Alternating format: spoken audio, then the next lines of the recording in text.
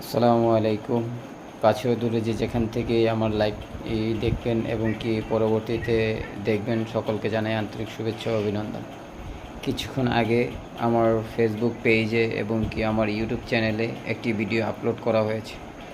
আমাদের প্রিয় নবী হজরত মুহাম্মদ সাল্লাল্লাহু আলাইহি ওয়াসাল্লামকে আমাদের মতলব দক্ষিণের পানির ট্যাঙ্কি এক হিন্দু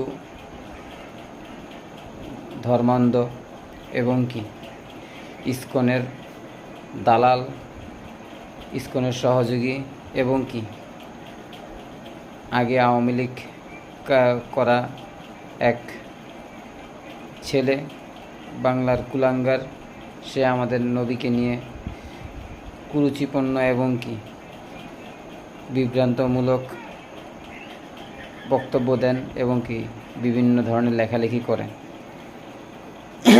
তার বাড়ি পানির ট্যাঙ্কি, মতলব পানির ট্যাঙ্কি। তিনি ওমান প্রবাসী।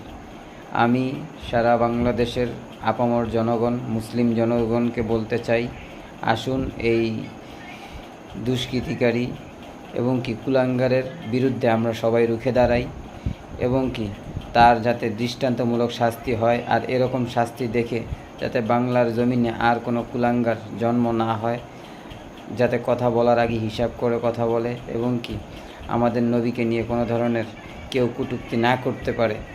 এই ধরনের আন্দোলন আমরা করব এবং কি শান্তিপূর্ণ আন্দোলন করব, যাতে যিনি দোষ করছে তাকে যাতে শাস্তি হয়, যারা দোষ করেনি তাদের উপরে আমরা কখনো কোনো ধরনের অগ্রহণযোগ্য আচরণ করব না।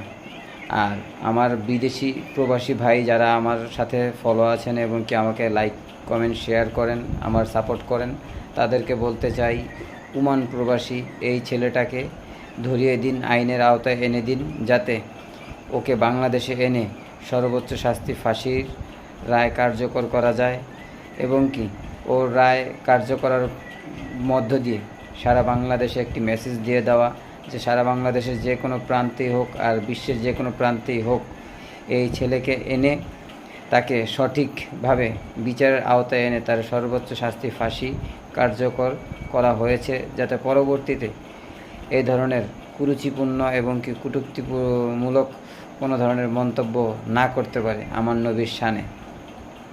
তাকে অনতিবিলম্বে তাকে গ্রেপ্তার করে জাতির সামনে তাকে ফাঁসির রায় কার্যকর হোক।